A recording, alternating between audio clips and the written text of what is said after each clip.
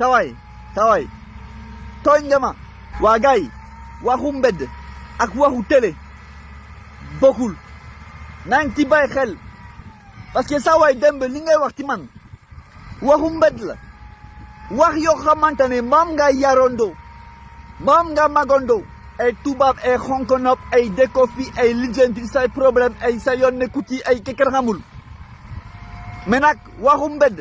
du waawu télé rawatina TFM chaîne bu mag la fan yëpp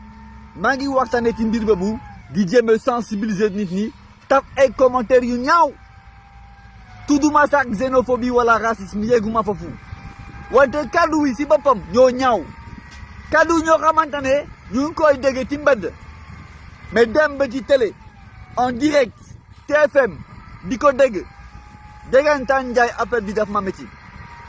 daf ma métti ndax dama yaakaar ne boo laalee sama vidéo en direct au moins nga wax lu rafet wante nga may xas di ma saga ay xonko na paki kenn xamul sawaay tooñ nga ma